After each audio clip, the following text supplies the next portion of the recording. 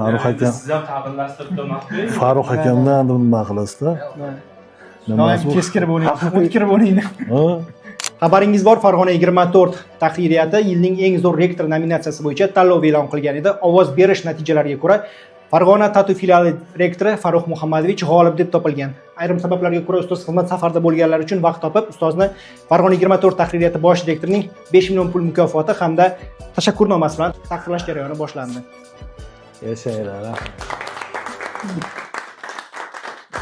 O'sha yerga chiqib olsam bo'ladi. Yaxshi. Farruh Muhammadovichga iliq tilaklarimizni bildirgan holda Farg'ona tahririyatining tashakkurnomasi hamda 5 million pul mukofoti topshirildi. Sog' bo'ling. Rahmat, salomat bo'ling. E'tirof uchun taassurotlaringiz. Avvalambor tashkilotchilarga katta rahmat. Hozirgi kunda ommaviy axborot vositalari ularda o'tkazilayotgan so'rovnomalar hammamizga ma'lum, ochiq, shaffof holatda o'tkazilyapti. Bundan asosiy maqsad xalq jamoatchiligini erkin fikrini ularning so'rovnomalarida ko'rishimiz mumkin.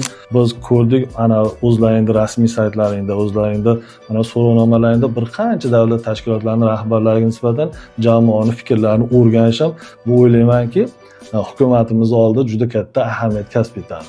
Xalqda ishonchini yanada oqlab, oldinga qo'yilgan mana bu yangi yo'nalishlarda, yangi sohalarda ham o'ylaymanki, xalqda ishonchini yana qozonib, yana bir xizmat qilishdan to'xtamayman. Rahmat sizlarga, ijodiy guruhga omad tilab qolaman.